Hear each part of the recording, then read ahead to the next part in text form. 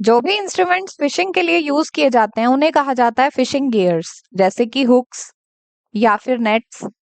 एक फिशरमैन जब fishing gear launch करता है, उसके बाद कुछ फिशेस कलेक्ट होती हैं, फिर दोबारा फिशिंग गियर लॉन्च करता है। जो दो सक्सेसिव फिशिंग गियर्स को लॉन्च करने के बीच का टाइम पीरियड होता है, that is called as fishing cycle. We can define it as entire period between the launching of fish gear and launching it again after a gap. अब हम कुछ डिफरेंट टाइप्स के फिशिंग गियर्स देखते हैं। Start कर रहे हैं hooks and lines से।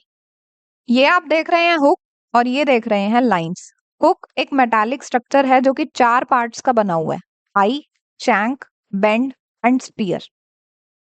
एंड ये है लाइन। लाइन के एक टर्मिनल पर हुक होगा। अब हुक का भी वो रीजन जहां से लाइन अटैच होती है वो है ये आई रीजन। आई के अंदर से लाइन को ऐसे निकाला जाता है, मतलब यहाँ पे बांधा जाता है। और लाइन का दूसरा टर्मिनल एक रॉड से अटैच होगा। ये रॉड फिशरमैन के हाथ में होगी। तो इसे लॉन्च कैसे किया जाएगा? फिशरमैन रॉड को हाथ में लेगा, लाइन और हुक को पानी में डालेगा। अब देखिए ये जो हुक है, हुक का आई रीजन हम पढ़ चुके हैं, यहाँ पर लाइन अटैच होगी। उसके बाद थोड़ा सा वाइडर रीजन आता है, दैट इज शैंक। फिर जहां पे ये बेंड होगा, that is called as bend. उसके बाद ये है स्पीयर रीजन। स्पीयर भी एक इंक्लाइंड स्ट्रक्चर का बना हुआ है, that is called as barb. Barb का ये है इंटरनल पॉइंट, ये है एक्सटर्नल पॉइंट। अब फिशरमैन जो है वो स्पीयर रीजन में फिश बेट लगाएगा, यानी फिश का खाना लगा देगा फिश को अट्रैक्ट करने के लिए। जैसे कि अर्थवॉर्म्स, प्रॉन्स या बिटल्स लगा दी जाएंगी। फिश खाने के लिए इसकी तरफ अट्रैक्ट होंगी और इसमें अड़ जाएंगी इस पॉइंट में। बस फिर हम उसे कलेक्ट कर लेंगे। अब देखिए जो स्पीयर और शैंक के बीच का डिस्टेंस है, this is called as gap. And इसके और बेंड रीजन के एंड के बीच का जो डिस्टेंस है, that is called as throat. तो देखिए ये तो सिंपल लाइन है, यहाँ पर हुक अटैच है। जैसे ही फिश बेट को खाने आएगी, यहाँ पर इसका जो बार्ब रीजन है, बार्ब रीजन के इंटरनल और एक्सटर्नल पॉइंट में फिश फंस जाएगी, अड़ जाएगी खाने आएगी जब, क्योंकि वो शार्प पॉइंट होते हैं। वैसे ही अगर ज्यादा फिश को कैच करना है, 2 हुक्स लगा देंगे, और ज्यादा को करना है तो मल्टीपल हुक्स लगा देंगे लाइंस पे, और इस तरह से फिशेस को कलेक्ट कर लेंगे। Second fishing gear is nets. सभी नेट्स में जो कॉमन चीजें होती हैं सबसे पहले हम वो देखेंगे, उसके बाद जो डिफरेंट टाइप्स के नेट्स होते हैं वो देखेंगे। तो नेट्स के कुछ कॉमन टर्म्स देखिए। नेट कुछ इस तरह के थ्रेड लाइक स्ट्रक्चर से बने होते हैं, जो फर्स्ट और लास्ट थ्रेड होता है। एक्चुअल में ये थ्रेड नहीं होता, पूरी मोटी वायर होती है, एक रस्सी होती है जिसे बोलेंगे रोप। जो फर्स्ट वाली रोप है that is called as head rope, और जो एंड वाली है that is called as foot rope. इन दोनों के बीच में थोड़े पतले थ्रेड्स होते हैं। रोप तो मोटी मोटी होती हैं, बट ये पतले थ्रेड्स होते हैं। ये इस तरह से स्क्वायर्स बनाते हैं, एक दूसरे से इंटरलेस होके, इंटरसेक्शन करके ऐसे स्ट्रक्चर्स बना लेते हैं। अब देखिए ये जो पतले थ्रेड यूज किए गए हैं नेट के अंदर, इन्हें कहा जाता है ट्वाइन्स। सो ट्वाइन और रोप में बस यही फर्क है, ट्वाइन्स थोड़े पतले होते हैं और रोप मोटी होती हैं। क्योंकि रोप को ही ट्वाइन्स को हैंडल करना है तो थोड़ा सा ज्यादा स्ट्रेंथेंड होना पड़ेगा, इसलिए रोप यहाँ पर यूज की जाती है हेड और फुट पर। अब देखिए ट्वाइन्स जहां पर इंटरसेक्ट कर रहे हैं, ये वाला रीजन, इन्हें कहा जाता है नॉट्स। यहाँ पर ये बंधे होते हैं, नॉट्स कहा जाता है। ट्वाइन्स के इंटरसेक्शन की वजह से ये स्क्वायर्स बन रहे हैं, इस रीजन को कहेंगे मैश। अब देखिए नेट को पानी के अंदर होल्ड करके रखना है। पानी का बहाव एक साइड पर होगा, नेट भी कहीं उसके साथ बह ना जाए, तो इसलिए कुछ वुडन स्ट्रक्चर्स यूज किए जाते हैं पानी के अंदर नेट को होल्ड करने के लिए। उन वुडन स्ट्रक्चर्स को कहा जाता है स्टेक्स।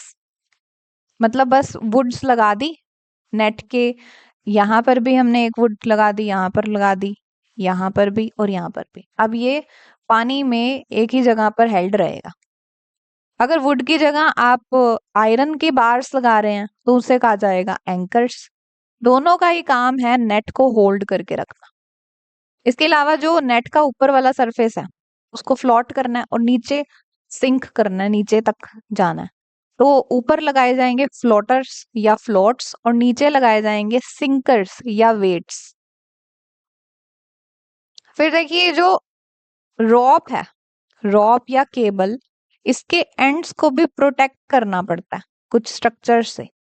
उन स्ट्रक्चर्स को कहा जाता है थिम्बल्स।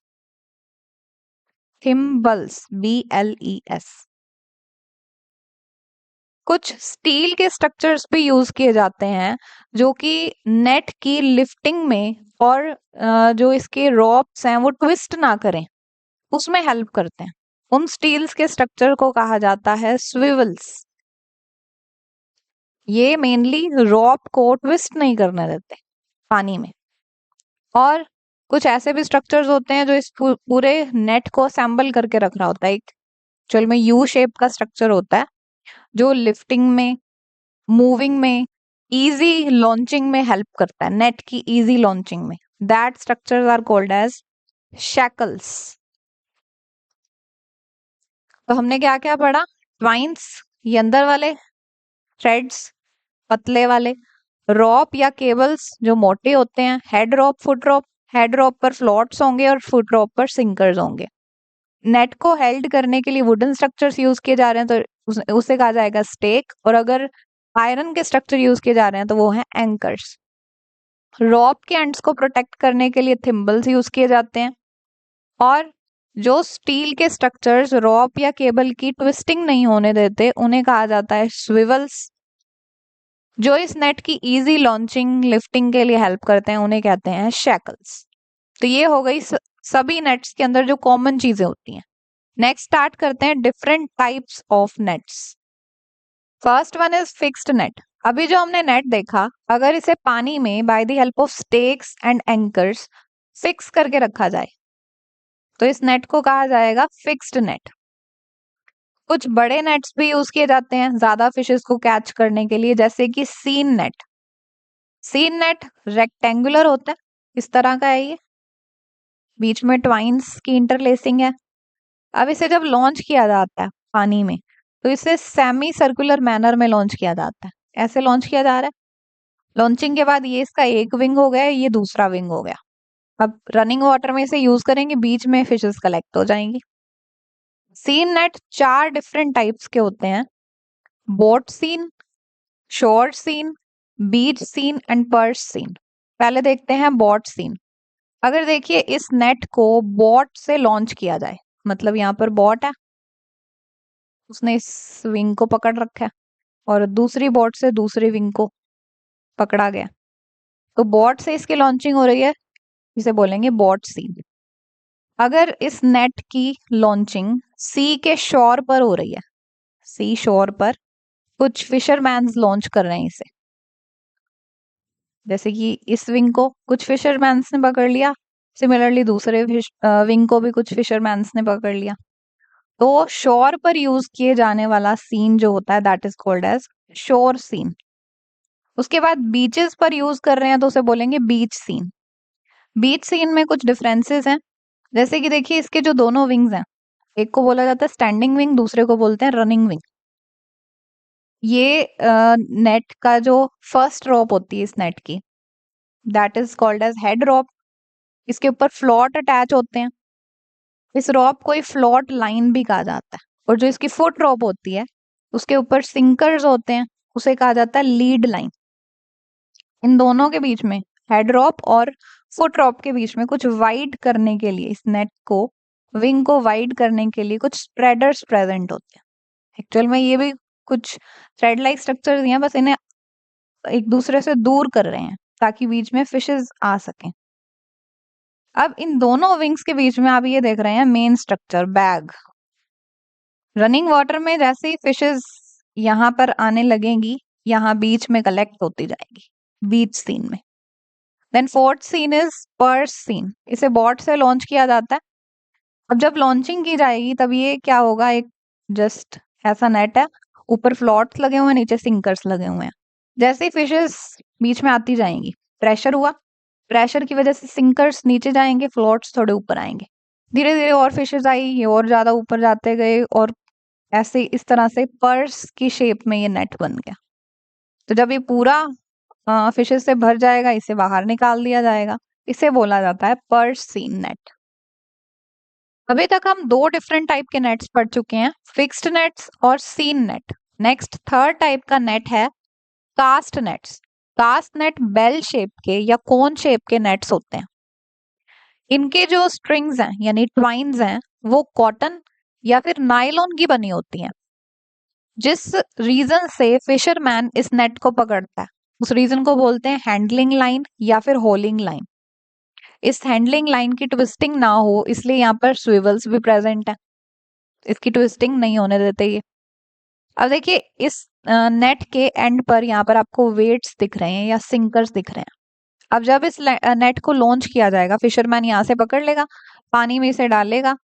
अभी तो ये इस तरह का दिखेगा, जैसे इसके अंदर फिशेज आती जाएंगी, फिशेज आई रनिंग वाटर से, तो ये जो सिंकर्स हैं इन पे प्रेशर बढ़ा, ये बंद होते जाएंगे, इसका जो ओपन माउथ है वो क्लोज हो जाएगा।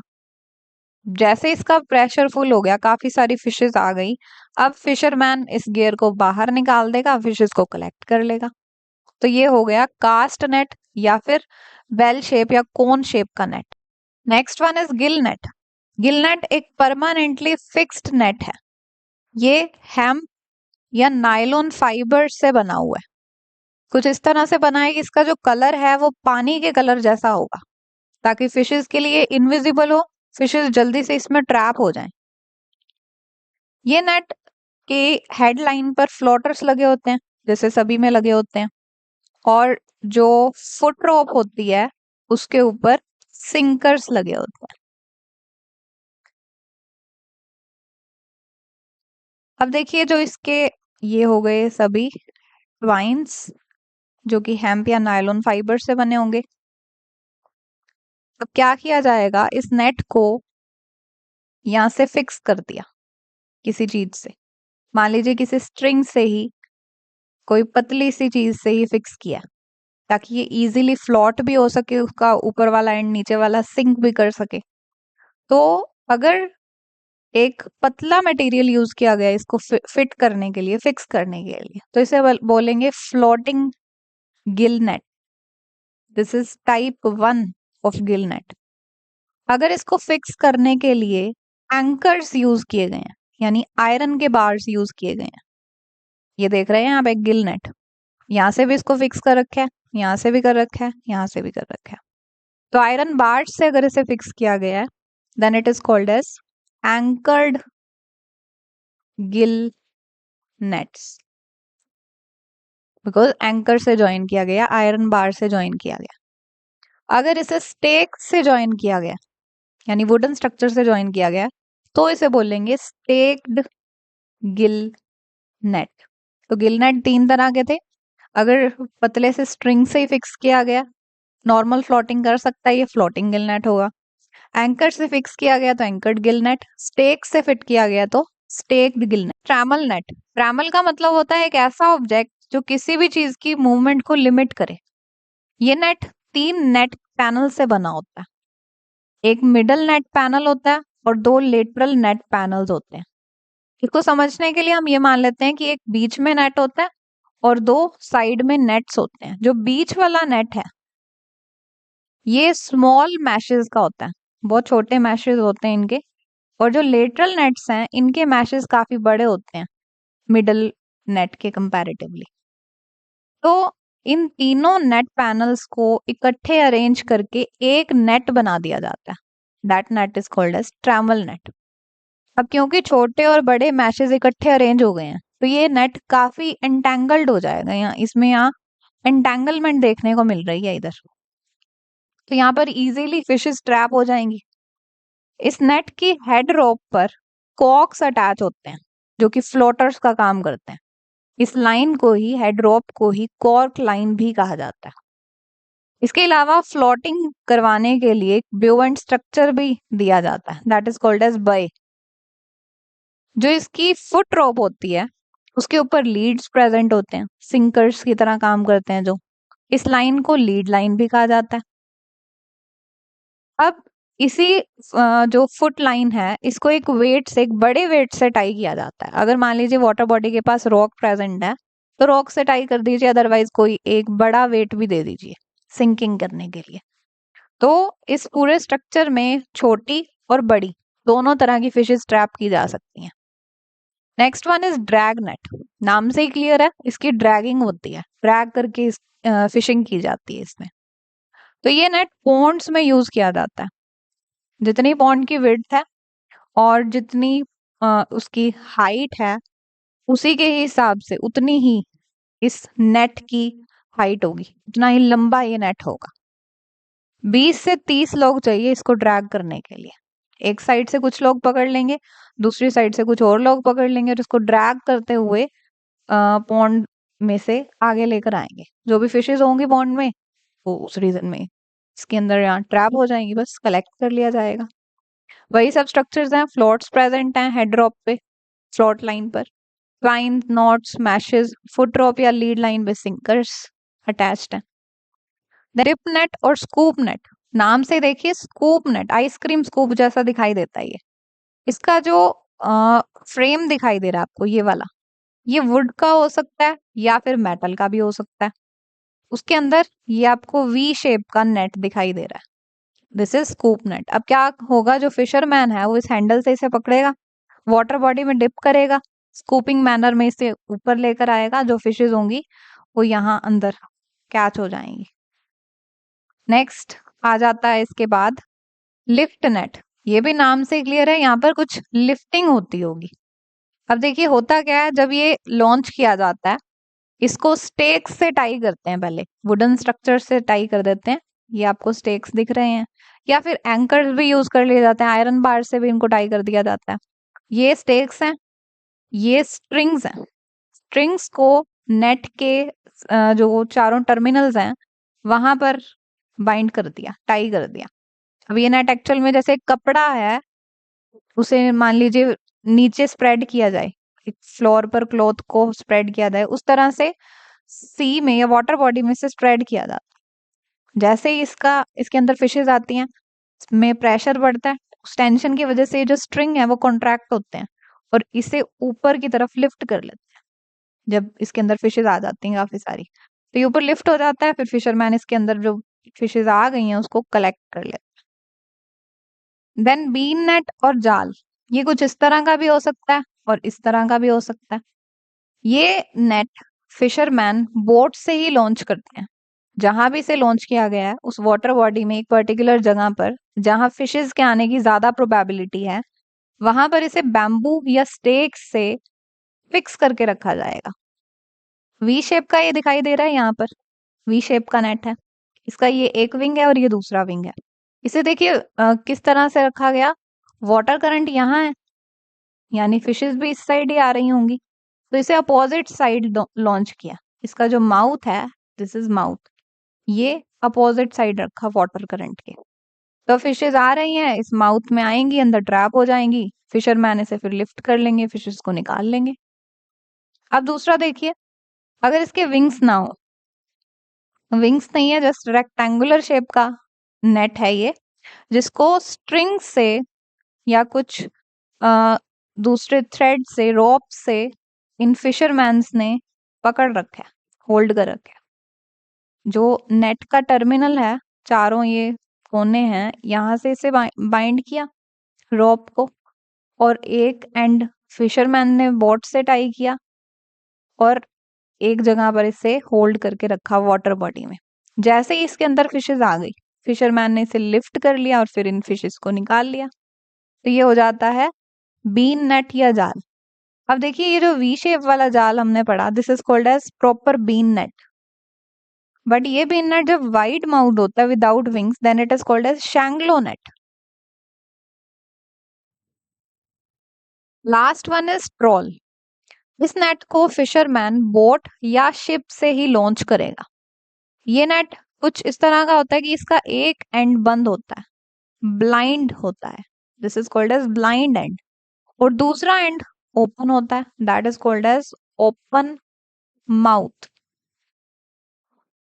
इसके जो टर्मिनल्स हैं वो रॉप से अटैच हैं और एक एंड तो रोप का नेट से अटैच है और दूसरा एंड फिशरमैन के पास है। तो यहाँ पर अब फिशरमैन इसको हैंडल कर रहा है। अब क्या होगा, इसे इस तरह से लॉन्च किया गया है कि जो वाटर करंट की डायरेक्शन है उसके अपोजिट इसका ओपन माउथ है। वाटर करंट यहाँ का है तो फिशेस भी यहाँ आ रही होंगी, इस साइड आ रही हैं, तो इसका जो ओपन माउथ है वो यहाँ रखा गया, मतलब इसका ब्लाइंड एंड पीछे चला गया। तो इस तरह से इसे लॉन्च कर दिया। अब क्या होगा कि फिशेस आएंगी ओपन माउथ से, ब्लाइंड एंड तक पहुंचेंगी। ये नेट, इसमें प्रेशर क्रिएट होगा, ये भारी हो जाएगा, फिशरमैन को पता चल जाएगा कि कुछ ट्रैप हो गया, तो फिशरमैन इसे लिफ्ट कर लेगा और फिर फिशेस को कलेक्ट कर लेगा। थोड़ा और डीपली इस नेट को देखते हैं, ये इसका एग्जैक्ट स्ट्रक्चर है। इसमें देखिए ये एंड है ब्लाइंड एंड, यहाँ पर फिश अटकेगी, ट्रैप होगी। जनरली कोड फिशेस को इससे ट्रैप किया जाता है, तो इस एंड को कोड एंड बोल दिया, और ये हो गया ओपन माउथ। अब यहाँ देखिए ये आपको वेट दिखाई दे रहा है, इसका काम तो आपको पता ही है। इसके अलावा ओपन माउथ में आपको बॉबिन्स दिख रहे हैं। बॉबिन्स कुछ राउंडेड स्ट्रक्चर होते हैं जो ये इंश्योर करते हैं कि सी फ्लोर पर ये नेट स्मूथली ट्रेवल कर ले। जब इसे ड्रैग किया जाएगा शिप या बोट से, ड्रैग करके ये आगे आ रहा है नेट, तो ये ट्विस्ट ना हो जाए, उल्टा पुल्टा ना हो जाए, ये इंश्योर करते हैं बॉबिन्स। सो स्मूथ ट्रैवलिंग में हेल्प करते हैं ये। उसके बाद देखिए इस नेट का जो सबसे पहली रोप होगी that is called as haul up line. सबसे लास्ट वाली जो रोप होगी that is called as foot rope line. इन दोनों के अंदर जो रोप है that is called as last ridge line. First rope is haul up, last one is foot rope line, और जो सेकंड और सेकंड लास्ट लाइन होती है that is called as last ridge line. अब लास्ट रिज लाइन का काम क्या है? ये नेट को कोलैप्स होने से बचाती है, मतलब एक दूसरे में ये ट्वाइंस या रोप्स अड़ ना जाएं, ये प्रोटेक्ट करके रखती है। उसके बाद देखिए आपको ये स्ट्रक्चर दिख रहे हैं, दिस इज अ स्ट्रॉप। स्ट्रॉप यानी लेदर का एक स्ट्रक्चर है।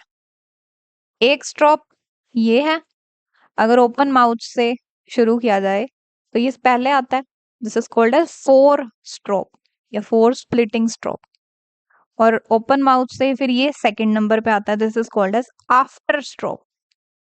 इसका काम बस इस नेट को स्ट्रेंथ प्रोवाइड करना, एक लेदर का स्ट्रक्चर है जो इसको स्ट्रेंथन कर रहा है। फिर आपको ये शैफर दिख रहा है, शैफर एक रबर का स्ट्रक्चर है, वो रबर भी क्या कर रहा है, ये नेट जल्दी घिसे ना, ये इंश्योर कर रहा है। तो ये हो जाता है ट्रॉल नेट।